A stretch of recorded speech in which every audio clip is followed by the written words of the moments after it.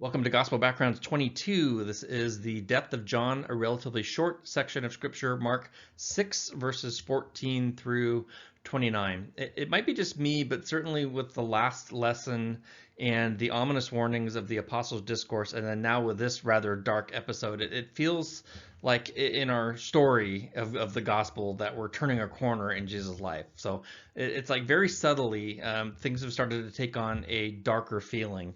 And we will, in a few lessons, that will become more overt as Jesus will make it clear that a couple of Passovers from now, there's going to be events in Jerusalem that we're not going to like, and that are going to be very tragic. So it just kind of feels that this is kind of that we're not even halfway through. We're about 40% of the way through, actually. But it just feels like this, kind of happy time where the ministry is growing is now taking a different turn.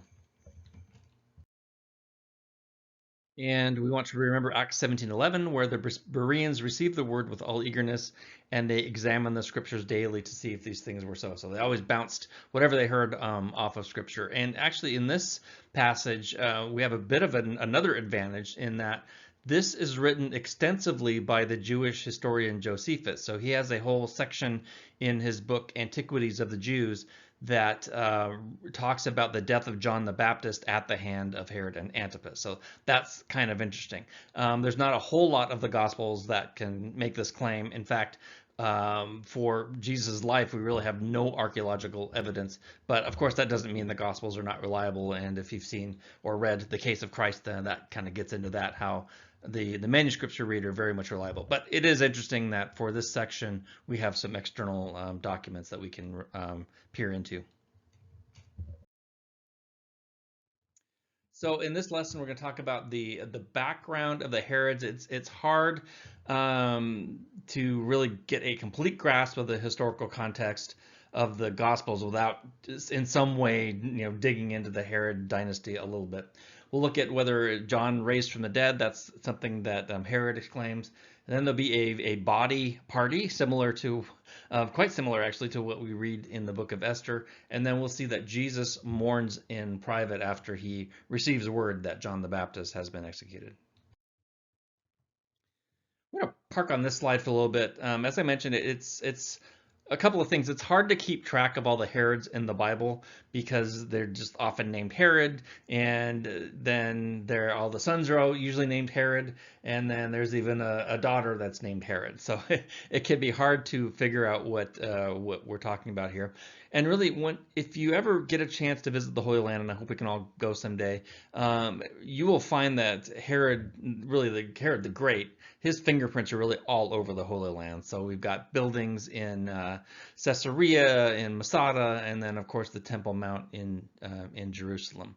What is maybe on the first row there on your screen where it says other wives? Herod had at least 10 wives, so that kind of makes it difficult. If you're thinking, well, that's kind of messed up, you're more right than you know.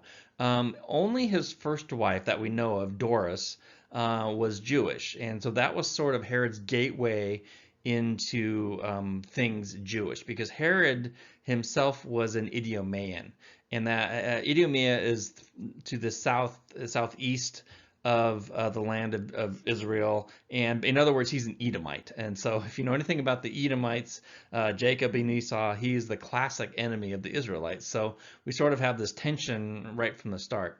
And actually his family was likely forced converts to Judaism under the Hasmoneans. So they were sort of Jewish in name only, and really not happy about it because they were forced. So if you know anything about history, whenever you force people to convert to your religion, it usually doesn't work out very well. So it's not a recommended evangelism tactic, to be sure. So the history before Herod actually started with the miracle that we call Hanukkah. And so that's a very significant time. It's not necessarily in the Bible, but it's sort of in between the Old and New Testaments, where this group of Jews threw off the yoke of the Greek Empire, and then that's what they celebrate today. And there was a miracle involved in that kind of thing. So it's fascinating, but I'll spare you the details just so we can keep things moving here. It's so all the Herods are confusing. Herod also had two wives named Mariamne, and he had one named Cleopatra, but that Cleopatra is not the Cleopatra you're probably thinking of. Although, interestingly enough, Herod was very close friends with Mark Antony and that other Cleopatra from Egypt. So it's kind of all these names sort of run together. As I mentioned, every successive ruler takes the name Herod, and again, there's even a daughter named Herodias. There's also multiple Herods that hold the title Tetrarch, even though only Philip is labeled the Tetrarch on this slide, and that's in the green boxes there. And I'll go through each of the boxes in a minute.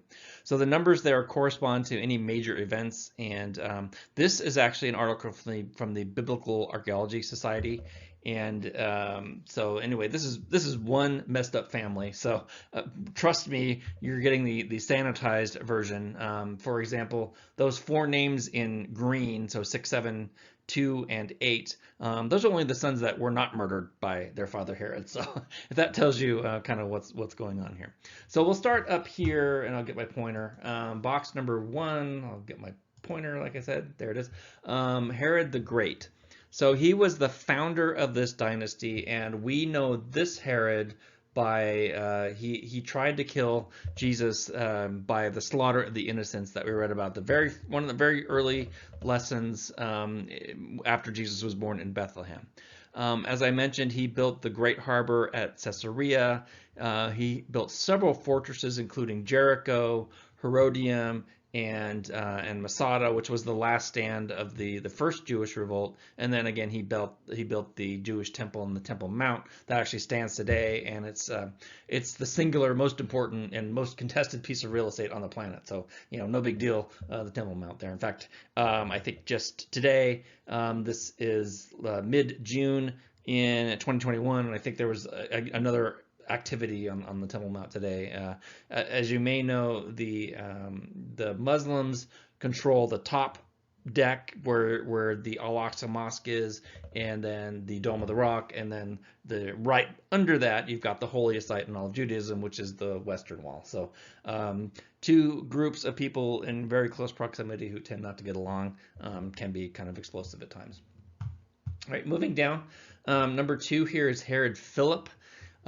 He is the uncle and first husband of Herodias, and Herodias is number 3, and Herodias will feature in our story today in John the Baptist. So this Philip was not technically a ruler, and of course we got 2 people named Philip just to keep things confusing, but he was just kind of by marriage.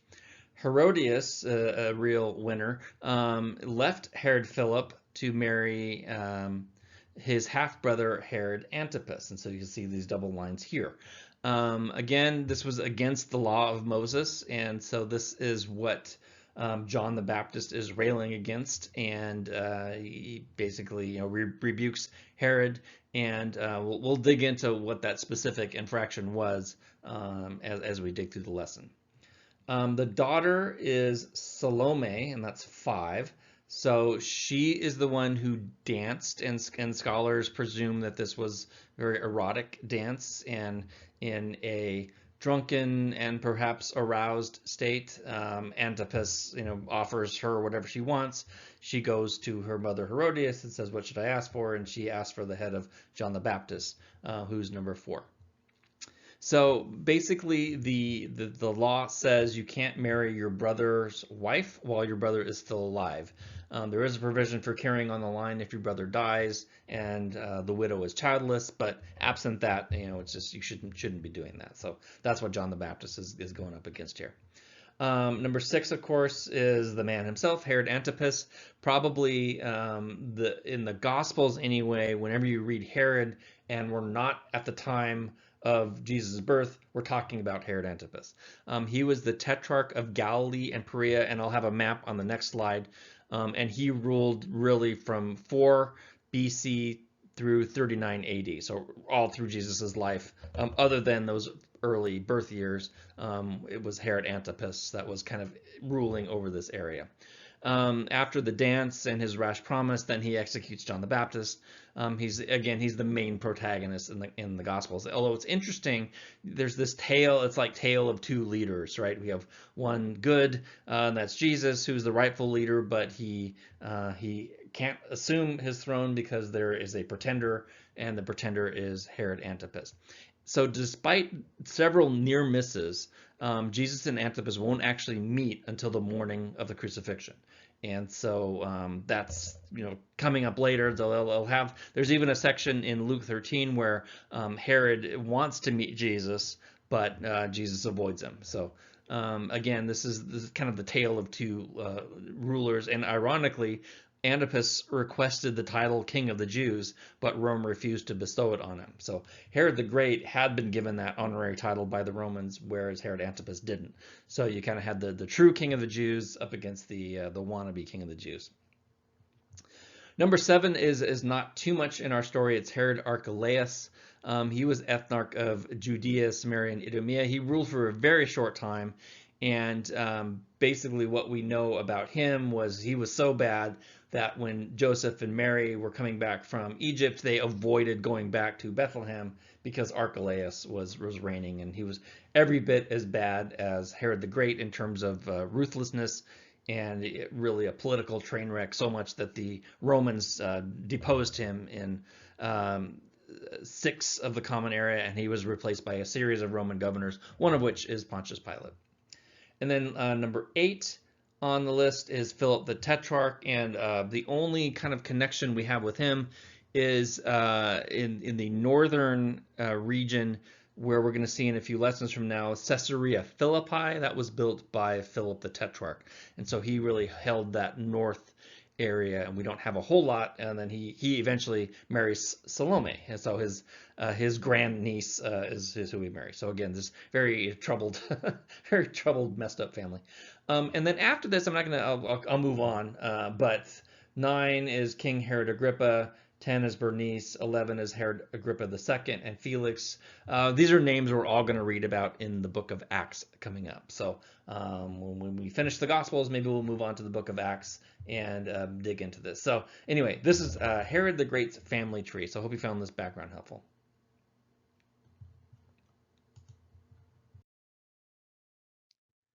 And here is our map showing geographically the regions that they had. So Herod the Great would have ruled all of this area, and then after his death, his remaining sons sort of divided it up. So we had Philip up here in the northeast area. Antipas had 2 non-adjacent territories, which is interesting. The Galilee here, and then Perea, which is really modern Jordan here. And so we'll talk about how John the Baptist was imprisoned at a place called Machaerus. Well, that's down here by the Dead Sea in Perea, but where it's connected is that these are all one, ruled by the same person, if you will. And then Samaria had Herod Archelaus, who was a disaster, and then he didn't last long. He was replaced by a Roman procurator. So this is kind of the map here. This is the strictly Gentile land called the Decapolis, and they were Roman cities that were basically left to their own rules. They didn't have any of the Herods ruling them. We'll read the Mark version here. When King Herod heard of it, Jesus' name had become known. Some said, John the Baptist has been raised from the dead. This is why these miraculous powers are at work in him. But others said, he is Elijah, and others said, he is a prophet, like one of the prophets of old. But when Herod heard of it, he said, John, whom I beheaded, has been raised. So as mentioned before, Herod was a regional ruler. He was actually a tetrarch, which is recorded in Matthew and Luke, and he was not a king. Mark could be using just the term king loosely to mean ruler, or he could also be meaning it even ironically, given what we talked about. Antipas had this wish to be called King of the Jews that was not granted by the Romans. So this is a picture of Sepphoris, which we might remember from the Nazareth stories, is really, really close to Nazareth. Herod Antipas ruled from here during the early years of his reign and in the earlier years of Jesus' life. And then in AD 20, he moved his capital to Tiberias. So when Jesus was growing up in Nazareth, again, Antipas and Jesus were not that far away, and it sort of underscores this usurper king versus the rightful king, kind of living two lives, and in this case, living so close to each other. Jesus had previously commissioned the 12 apostles, which you remember from the last lessons. They had fanned out through the Galilee region, performed signs and wonders, and obviously word of this got back to Antipas. And Antipas says, well, I already killed John the Baptist. What's going on here? And Keener says that likely Antipas isn't really thinking about reincarnation, more that he's really thinking about raising. John has been risen from the dead, just like Jesus did. So again, we talked about how Jesus and Herod Antipas haven't really, their paths don't meet until the end of the story. There's one story in Luke 13 where the Pharisees warn Jesus, go away and depart because Herod is trying to kill you. And Jesus responds by calling Antipas a fox, which is an insult, but maybe not the way we're thinking of it in English. We tend to think of fox almost like serpent, cunning, sly, and crafty, but the Jewish, in those days, they had a proverb regarding a fox that our equivalent might be every dog has its day. So the dog may be in charge now, but it's not someone to be respected and that kind of thing. This is a picture of Tiberias taken in the 1890s. It's built up now. It's a major city in the Galilee, and it's kind of where all the hotels are and things like that people want to stay in. So again, as we talked about in the last slide, Herod would have moved here in AD 20, and he named it after the Emperor Tiberius. So hence the name Tiberias. So the Gospels do not record that Jesus ever set foot in Tiberias, and we don't know whether the apostles ministered directly here or whether it was just someplace nearby and word got back to it. Even though this was the administrative center, a lot of the observant Jews just wouldn't go to Tiberias because they considered it unclean. We've talked before about how there were two main groups. There are probably lots of groups, but the observant Jews tended to stay on the northern shore. But down here on the western side, they were known as Hellenistic Jews. And again, this is probably a gross overgeneralization, but it's just what kind of scholars pick up on to draw a distinction between the two areas. So Hellenist is another word for Greek. So in other words, these people were Jews, but kind of we might say Jews in name only, because they really took advantage of all Greco-Roman society had to offer, and got caught up in that kind of decadent lifestyle and that kind of thing. I tend to have a feeling American Christians or even Western Christians are probably not that different. We enjoy our freedoms and the things that materialistically we can take advantage of, but yet we still try to be faithful. So perhaps we shouldn't be so critical of Hellenistic Jews. It is very difficult to be in the world and not of it. But going back to what the command was in the last lesson, to seek out the lost sheep of Israel, they would have definitely been here in Tiberias.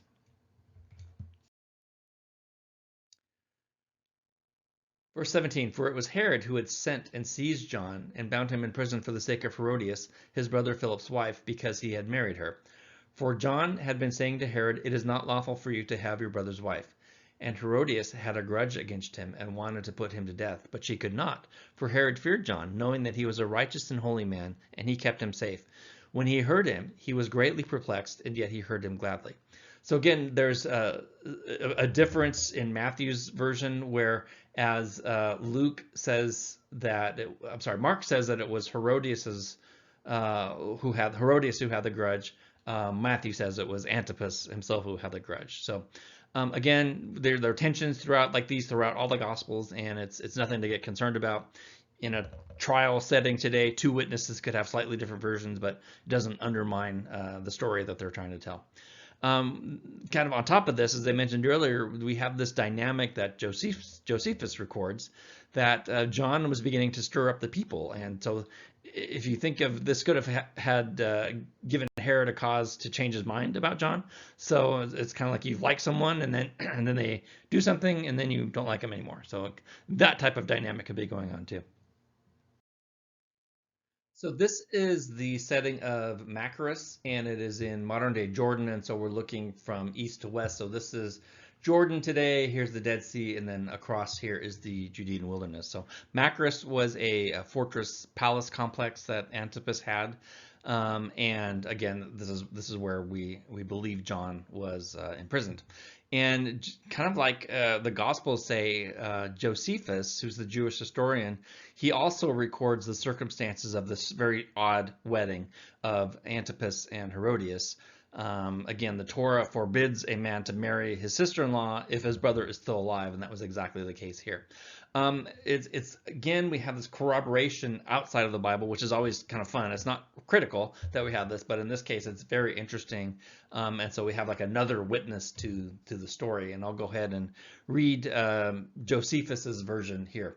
Now, when many others came in crowds about him, for they were very greatly moved or pleased by hearing his words, and he's talking about John the Baptist, so they were pleased by John the Baptist's words. Herod, who feared lest the great influence John had over the people might put it into his power and inclination to raise a rebellion, for they seemed ready to do anything that John should advise.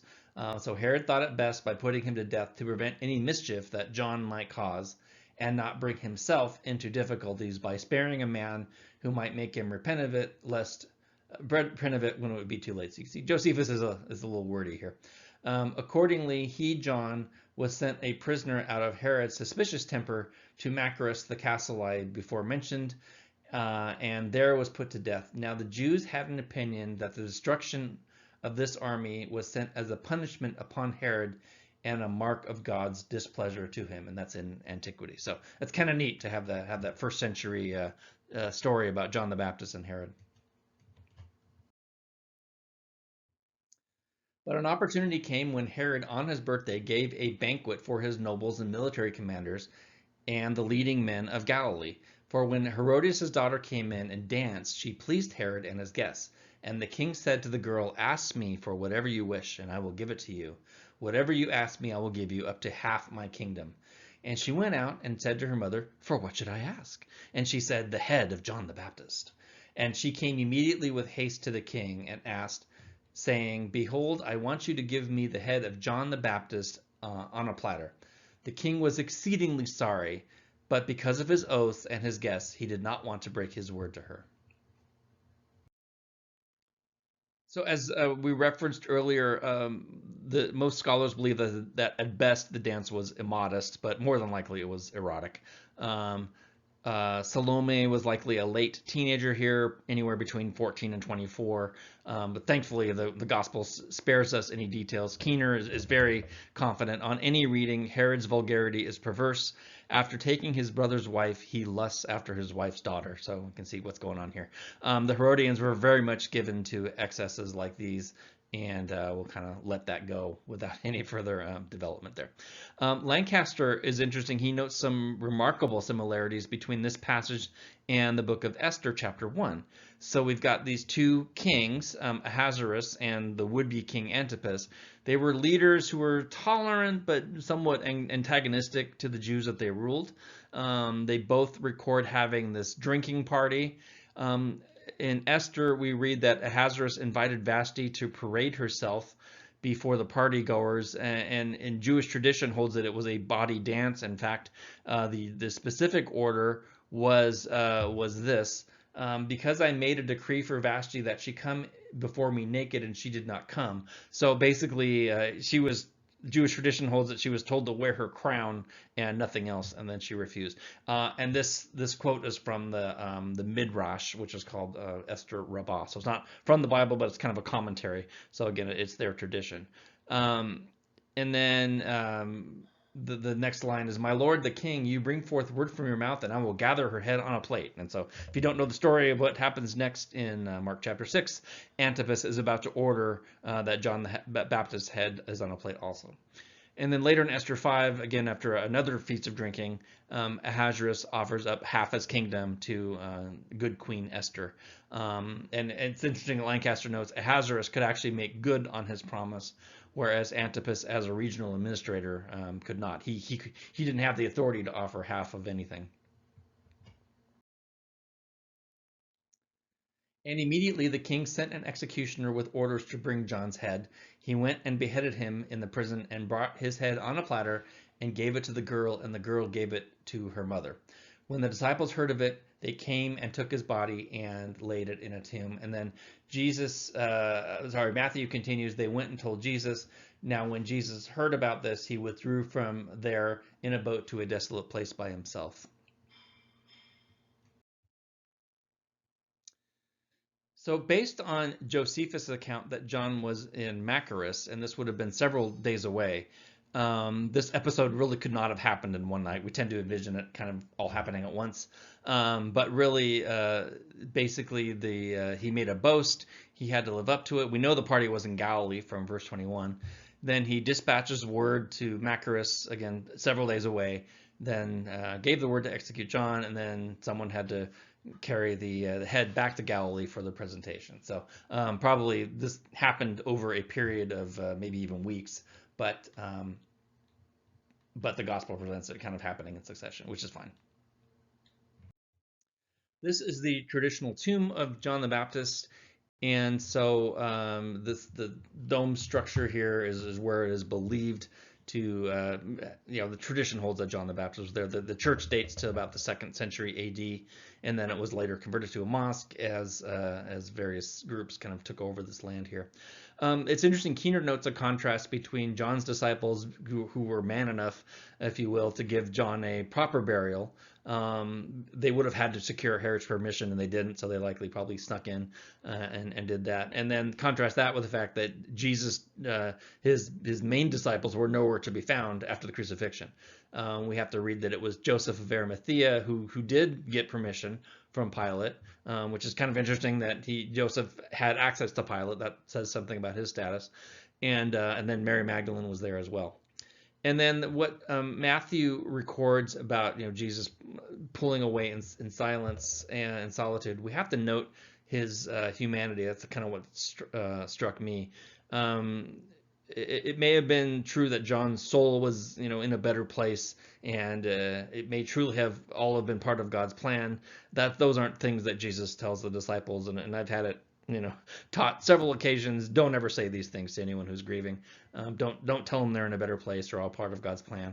A lot of times, the best thing to do is to say nothing and just let the grieving person grieve. So when Jesus hears the news, he was clearly shaken and had to retreat. He just wanted to be alone.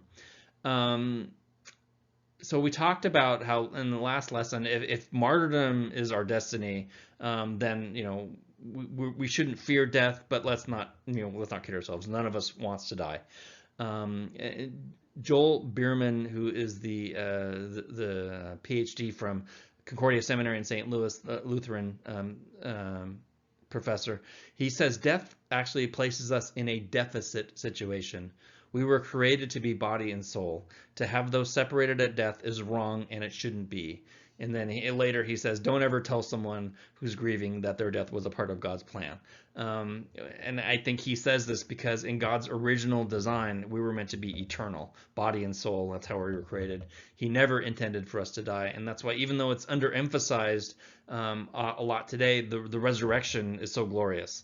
We have hope because one day, if the Lord tarries and we are separated body and soul, then because of Jesus' resurrection, we're going to be resurrected as well. So that's glorious here too.